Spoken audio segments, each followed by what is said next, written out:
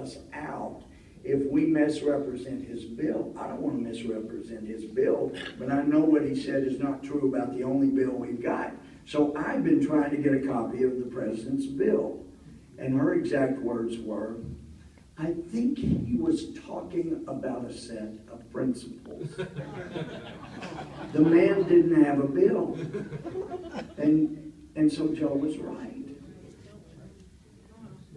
That's not how a country goes forward effectively with a leader that will play those kind of games. You know, the truth is too important. Like John Adams said, you know, this was intended to govern a moral and religious group. It's not fit for governing any others.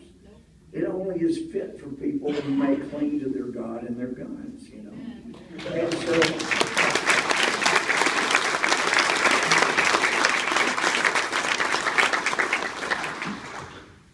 so it is deeply troubling when we get into these tough situations and you can't trust your leadership. And then it's even tougher if it gets that way about your leadership in both parties. That really gets to be a problem. Well, and by the way, I created a stir on something else I said, but I was very careful, and it was written up somewhere. One of the media wrote about, you know, the violation of the rules of decorum, and that some of these guys in Congress come right up to the line. It's kind of debatable. You can decide for yourself. What I said was, we know under the rules of the House of Representatives that our president would not lie. But whoever's putting those words in his teleprompter sure is. Maybe that's funny.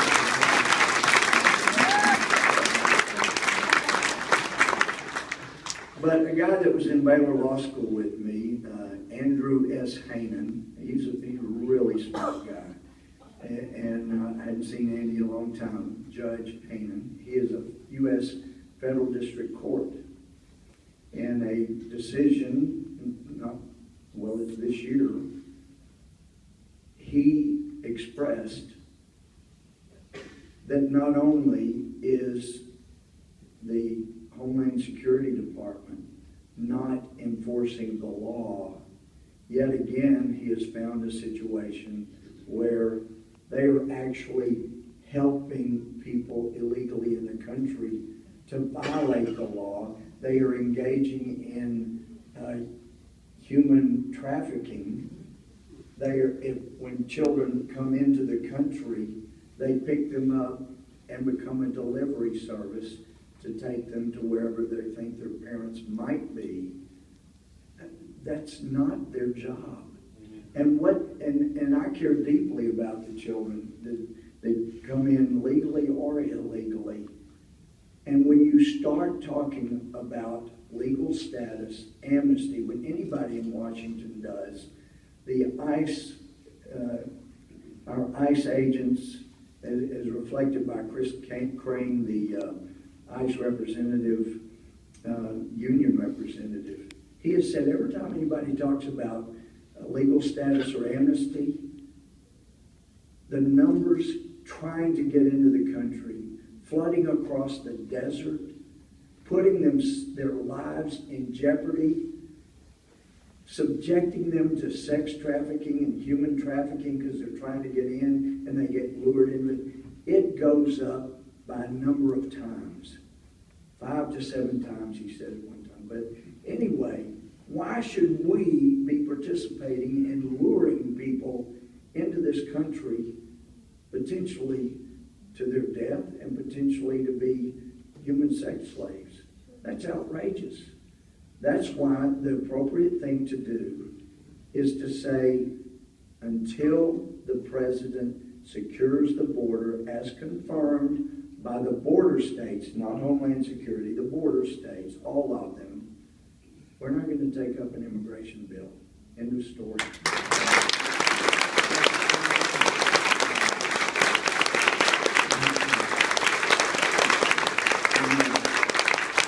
And I am here over, Sam. I was asked to talk about just a few of these issues, and so that's what I'm doing. And I want to tell you something else that, I can't believe it's not in the news every week. The president even admitted it last fall. And I can't believe that 90% of Americans are not outraged about this fact. But for the first time in American history, since 2009, 95% of all of the income has gone to the top 1% income earners. It's never happened before. People would get outraged when it hit 50 and 60%. And under this president, who has the audacity, not about being honest, but the audacity to talk about unequal distribution, he has been president and has brought about legislation that has created more inequality in income than any president in our history. That's got to stop, y'all. And we need the Senate in order to stop it. We need better leaders in the House. We need strong leaders in the Senate. And we need strong senators. And just so you know about Obamacare, Steve and I are committed. We met for years and talked about how can we stop it, how can we turn it back now that it's here. And an issue that's working its way in the courts right now is a rock-solid constitutional issue. It wasn't raised in the initial case that the Supreme Court took up, but the Constitution is very clear. Any bill that raises revenue must originate in the House. The bill that originated in the House, 3590, was a bill to give a tax credit to first-time home buyers in the military or veterans. And the first words of Obamacare, and this was the problem they ran into, like Steve was talking about with Scott Brown. See, senators have told me that when the Senate bill passed that became Obamacare, they were told, senators were being told, look, everybody knows this won't be the final bill. Yes, there are all kinds of problems in this bill. Everybody knows that. Everybody knows, though, this won't be the final bill, so it's okay to go ahead and vote for it. Because this isn't where it's going to end up. This just gets us down the road. So they got it passed. Scott Brown gets elected, and now they don't have 60 senators to get a new bill through. And they knew that in the House, they were not going to be able to pass a bill that could be sent to the Senate, that the Senate would get 60 votes to have cloture on. They knew that couldn't happen. So they conspired to defeat the United States Constitution. They conspired to do so by making the first words of H.R. 3590, basically beginning with page 1, line 1, deleting all after and substituting Obamacare. I was using it in a hearing just a few days ago. It was like a three-page bill, basically, 3 or 4-page bill, just a few pieces of paper. That was the bill, 3590. Ladies and gentlemen, Obamacare did not originate in the House. And once our Chief Justice, that at one time I had great respect for, he is a very smart man. But if you read that Obamacare opinion, you realize this man sold his soul. Because if you get to page 15 of his opinion, the first thing he had to deal with was whether or not the Anti-Injunction Act prohibited the Supreme Court or any federal court from taking up the issue. Because if the mandate was a tax, then it would violate the Anti-Injunction Act, because the Anti-Injunction Act says that basically anybody that wants to file a suit over a tax must wait until the tax has actually been assessed and the plaintiff is someone who it was assessed against. Well, they filed it immediately. It hadn't gone into play yet, and it certainly had not been assessed against the plaintiffs. So if it turned out that the mandate was a tax, the Anti-Injunction Act would cause it to be thrown out because the plaintiffs did not have standing and the Supreme Court did not have jurisdiction to hear it. So he gets to page 15 discussing that and comes down and saying, Congress called it a mandate, a penalty, not a tax, and they're in the best position to know what it was. So, and it only gets assessed if you don't do the conduct they demanded. So clearly it is a penalty. And since it is a penalty and not a tax, then the Anti-Injunction Act is not violated. And so the plaintiffs do have standing and we do have jurisdiction. And now that we've said it's a penalty so that we have jurisdiction and they have standing, then we'll go to the merits of the case. And you get over about 40, 50 pages later, around page 58 or so, and then he says, it's a tax and so it's constitutional. I'm sorry, folks, but any Supreme Court that would play those kind of mental gymnastics to approve an unconstitutional bill does not have the moral authority to continue deliberating on such bills. It's time that we make clear to the Supreme Court, you can't keep putting out decisions that violate the conscience of anyone who believes in the Constitution. You got to get serious about your jobs. And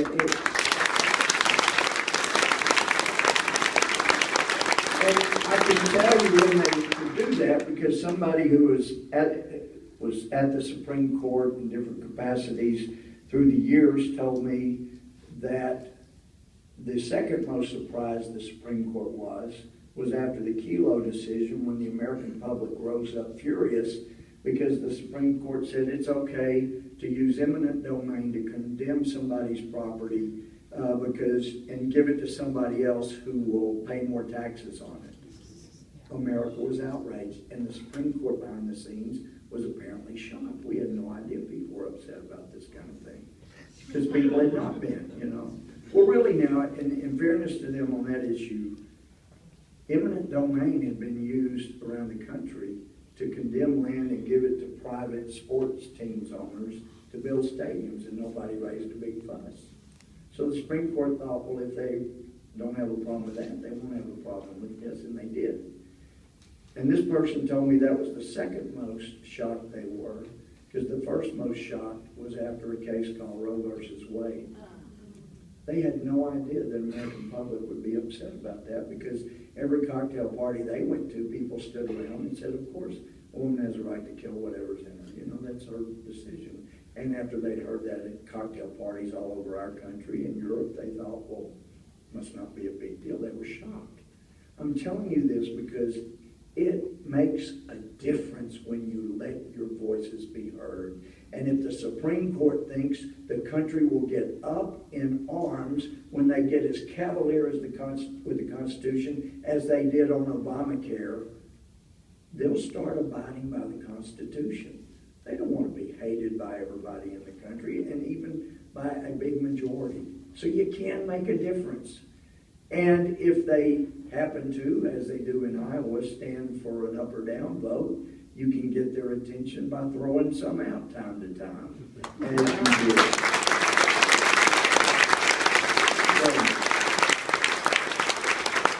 So, anyway, Ronald Reagan, I was in the Army. We were so demoralized at the time in 1980. And I really hoped Reagan would get elected, but I knew, you know what?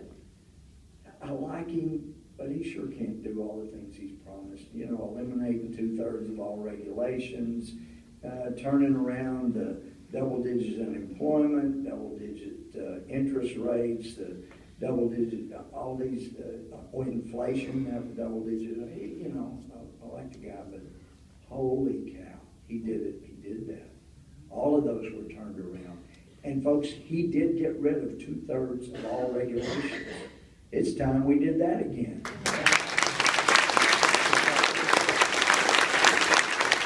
And there are some very nice Democrats in the Senate. There are some that are very nice. But as long as they're in office, we will never get rid of 2/3 of the regulations. We need a Republican with a conscience to be elected. And you can sure help turn this country around by doing that. So I'm honored to be here. I'm delighted to be here for a friend, Sam Clovis. I'm delighted to be here with my best congressional friend, Steve King. And I'm thrilled to be here with you. Ladies and gentlemen, you're here for a guy who served his country. He's never really stopped serving his country his whole adult life. Yeah, he took some courses. Yeah, he got a master's and PhD. But it's all, he's not a PhUL. And he is a man that can help us turn these things around. So I told you, don't give up hope on Obamacare. That origination case is making its way to the Supreme Court. We can possibly get that thrown out at the court, and if we don't, and we get the Senate, since, I don't know about you, I'm grateful Harry Reid threw out cloture.